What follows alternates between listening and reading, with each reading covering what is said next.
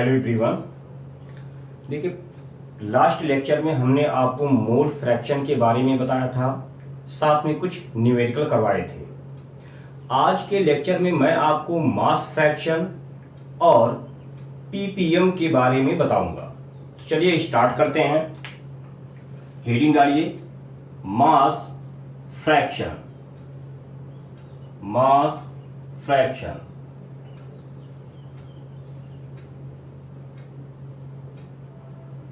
इसको भी आप एक्स से ही डिनोट करते हो। देखिए, आपका मास फ्रैक्शन ठीक वैसे ही होता है जैसे कि आपका मोल फ्रैक्शन था। बस मोल फ्रैक्शन में आपका नंबर ऑफ मोल आता था, मास फ्रैक्शन में मास आ जाएगा।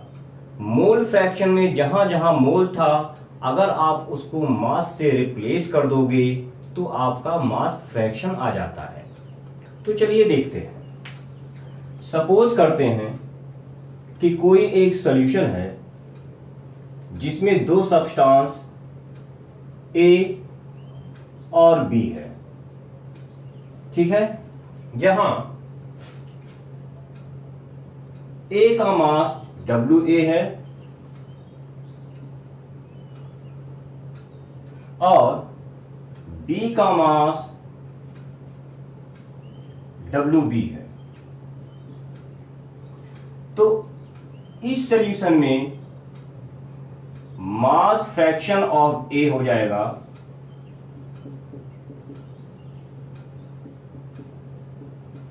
XA equals to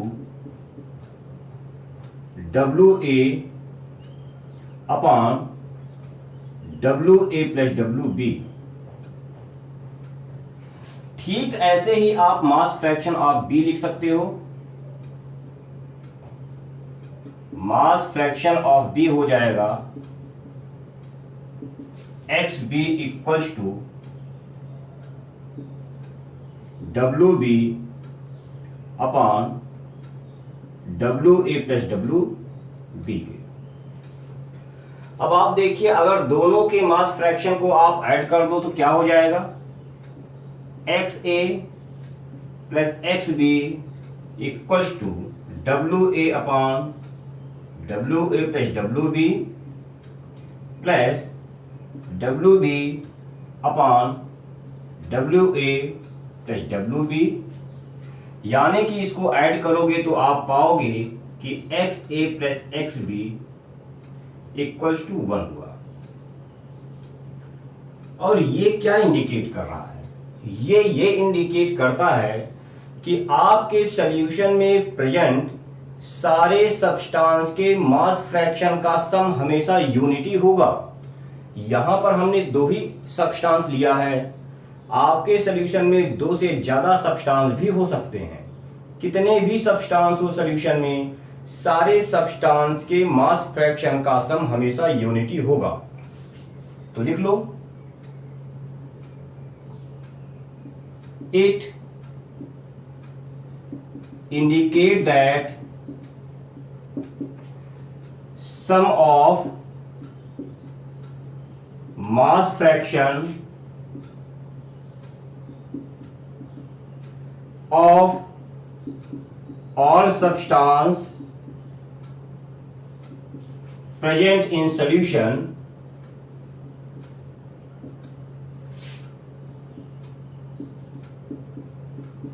will be 1।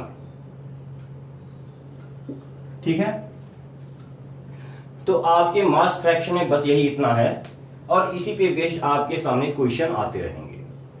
Mass fraction पर बेस्ड क्वेश्चन को ठीक वैसे ही डील करना है जैसे कि आप मोल फ्रैक्शन के क्वेश्चन को डील करते थे। तो मास फ्रैक्शन के क्वेश्चन और मोल फ्रैक्शन के क्वेश्चन में ज्यादा कोई डिफरेंस नहीं होता है, दोनों का सिमिलर पैटर्न होता है।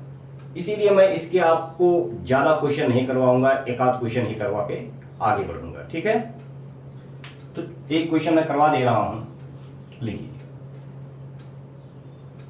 Question 1, if 20 gram of NaOH is mixed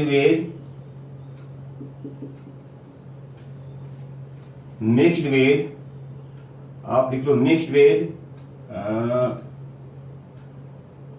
3 mole H2O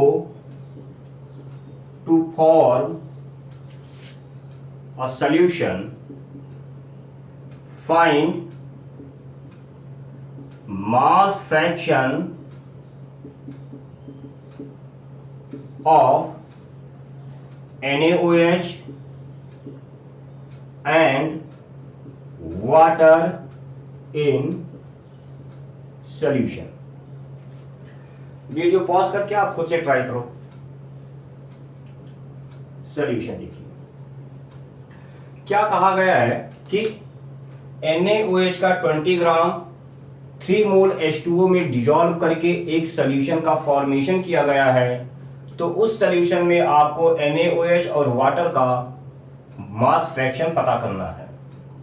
mass fraction पता करना है तो मास फ्रैक्शन के लिए सिंपल फार्मूला यही, यानी कि आप कह सकते हो कि मास फ्रैक्शन ऑफ NaOH हो जाएगा mass of NaOH upon mass of NaOH plus mass of water, ये होगा। ठीक ऐसे ही आप मास ऑफ वाटर के लिए एक्सप्रेशन लिख सकते हो।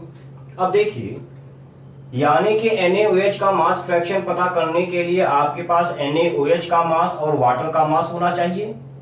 क्वेश्चन में देखिए NaOH का मास तो गिवन है लेकिन वाटर का मास नहीं गिवन है, वाटर का नंबर ऑफ मोल गिवन है। यानी कि वाटर के इस नंबर ऑफ मोल का यूज करके आप वाटर का मास निकालोगे। कैसे? आपको हमने फार्मूला बताया था कि number of mole of water equals to mass of water upon molar mass of water. इस फार्मूले को यूज कीजिए और मास ऑफ वाटर पता कीजिए। तो मास ऑफ वाटर आ जाएगा, number of mole of water 3 है, into molar mass of water 18 होता है। सॉल्व कीजिएगा, इसकी वैल्यू 54 ग्राम आ गई। ठीक है, अब ये वाटर का ये मास और NaOH का ये मास इसमें आप पुट कर दो तो हो जाएगा 20 अपॉन 20 प्लस 54 यानी कि 20 अपॉन 74, ये आपका आंसर हो जाएगा। ठीक ऐसे ही आप वाटर का मास फ्रैक्शन फाइंड आउट कर सकते हो। तो वीडियो को पॉज कीजिए, इसको नोट कीजिए, यही आपका मास फ्रैक्शन है। और बाकी डिफरेंट टाइप के क्वेश्चन ठीक वैसे ही आ सकते हैं इस पे जैसे मोल फ्रैक्शन के आते थे। ठीक है, तो उसको आप डील कर ले जाओगे। इसको नोट कीजिए, इसके बाद हम लोग पीपीएम पे आते हैं।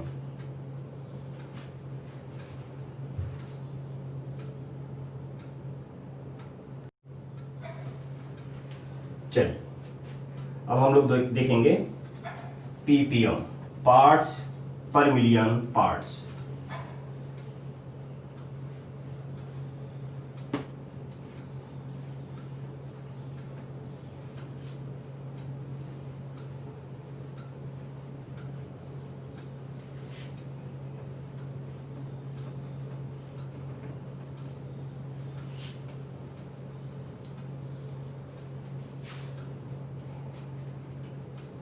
देखिए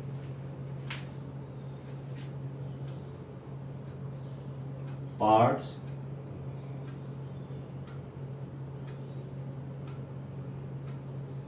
पर million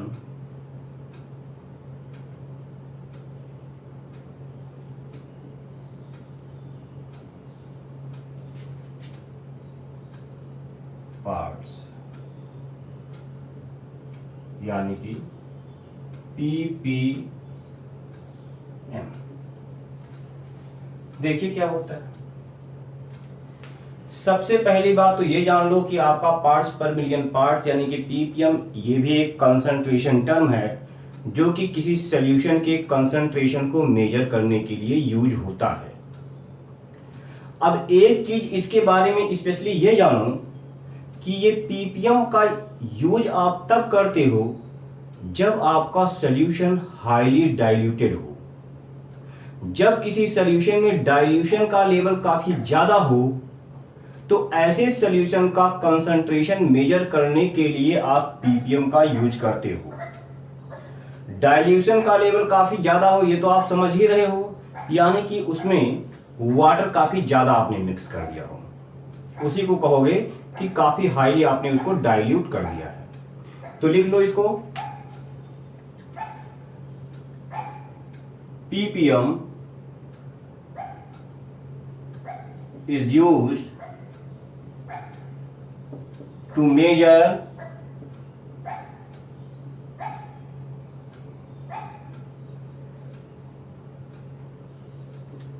concentration of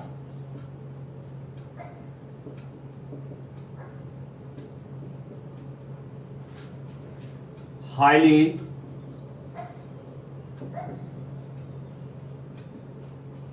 diluted solution।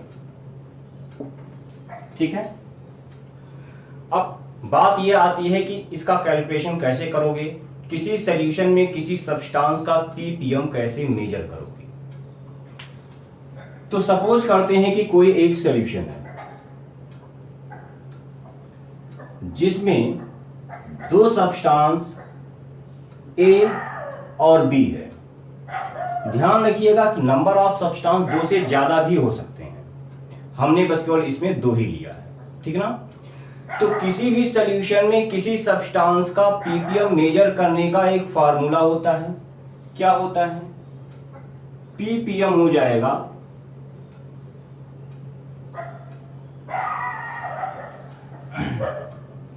Parts of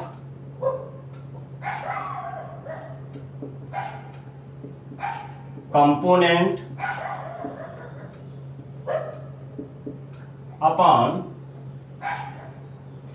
total part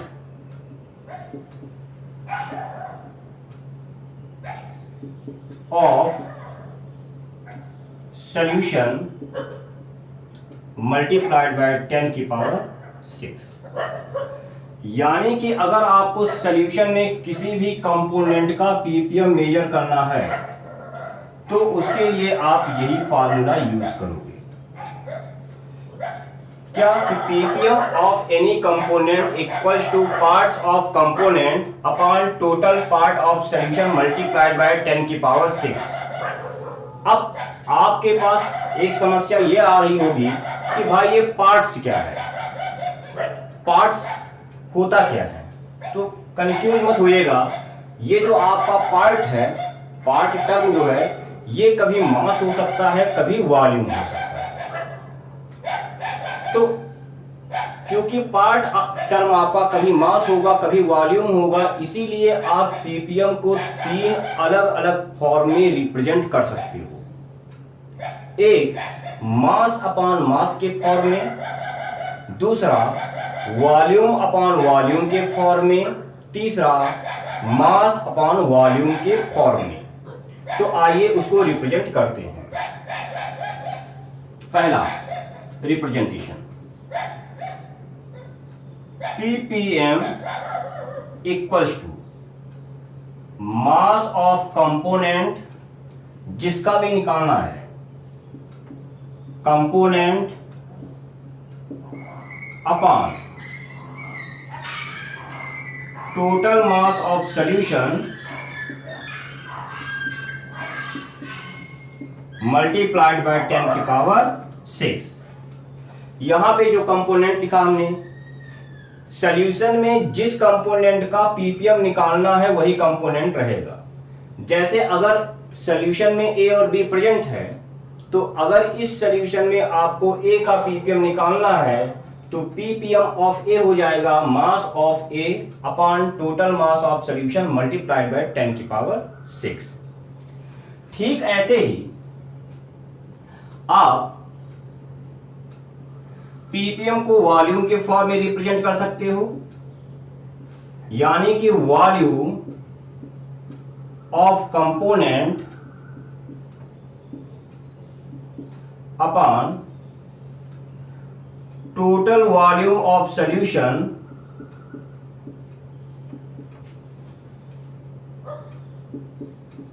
multiplied by 10 की पावर 6। ठीक ऐसे ही आप मास अपॉन वॉल्यूम के फॉर्म में लिख सकते हो, यानी कि मास of component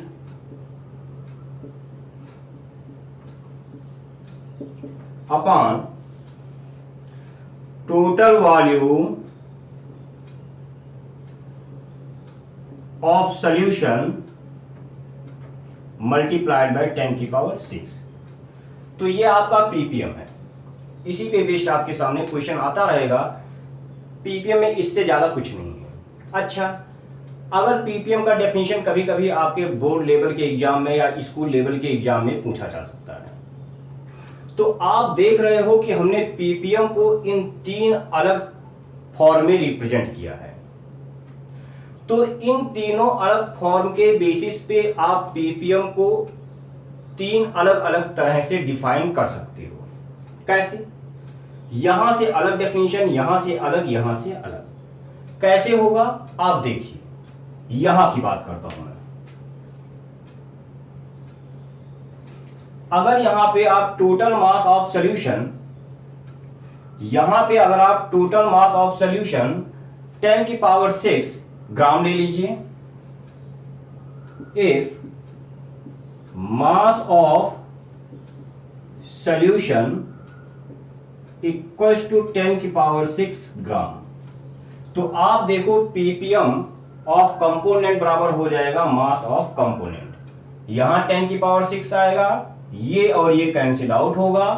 ppm equals to mass of component, ठीक है, या मास ऑफ सॉल्यूट। अगर हम सॉल्यूट का निकाल रहे हैं तो मास ऑफ सॉल्यूट हो जाएगा, ठीक है। PPM equals to mass of solute. अगर हम पीपीएम ऑफ सॉल्यूट लिखेंगे तो क्या होगा? PPM of solute equals to mass of solute upon mass of solution multiplied by 10 की पावर 6। तो हमने कंपोनेंट की जगह सॉल्यूट लिया है बस। इन दोनों को लेके आप डिफाइन कर सकते हो। क्या होगा definition? PPM can be defined as it is the mass of solute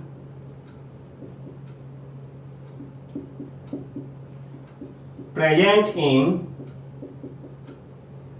10 की पावर 6 ग्राम ऑफ सॉल्यूशन, ठीक है।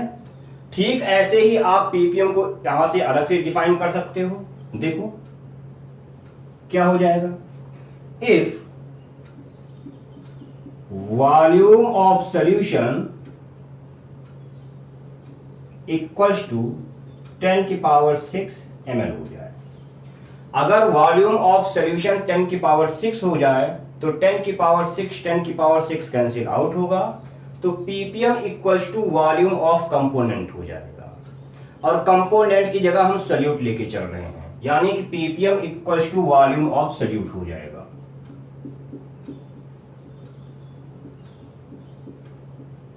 ऑफ सॉल्यूट यहां से आप डिफाइन कर सकते हो कि it is volume of solute present in 10 की पावर 6 ml ऑफ सॉल्यूशन। अब ठीक ऐसे ही यहां से भी आप डिफाइन कर सकते हो। ले लो, if volume of solution equals to 10 की पावर 6 ml, तो यहां पुट करोगे तो ppm equals to mass of component आ जाएगा। कंपोनेंट की जगह हम सॉल्यूट लेके चलेंगे, तो ppm equals to mass of solute आ जाएगा। और ठीक जैसे यहां पर डिफाइन किया था, ठीक वैसे यहां पर आप डिफाइन कर सकते हो। तो यही आपका पीपीएम है। पीपीएम पर बेस्ड आपके न्यूमेरिकल बहुत रेयर पूछे जाते हैं। अगर पूछे भी जाएंगे तो डायरेक्ट फार्मूला बेस्ड होगा, या आपको परेशान होने की नीड नहीं है। तो इसको वीडियो पॉज कीजिए, इसको नोट कर लीजिए। आज के लेक्चर में हम लोग इतना ही रखते हैं। अगला लेक्चर आपका इंपॉर्टेंट होगा, वो होगा मोलैलिटी का। फिलहाल आप ध्यान रखिएगा कि मैं आपको जितना पढ़ा रहा हूं, हर एक वीडियो में आपको सीखने के लिए बहुत कुछ है। मेरा सजेशन यही है कि आप किसी भी वीडियो को स्किप मत कीजिएगा। आप ये काम कर सकते हो कि वीडियो को शिफ्ट करके पॉज करके देख सकते हो, ठीक है, लेकिन आप सारे वीडियो को देखिएगा। हर वीडियो में आपको सीखने के लिए बहुत कुछ मिलेगा, कुछ ना कुछ आपको इंफॉर्मेशन जरूर मिलेगा, ठीक है। वीडियो पॉज कीजिए, इसको नोट कीजिएगा, और इसके बाद अगले लेक्चर में मैं आपको मोलैलिटी के बारे में पढ़ाऊंगा।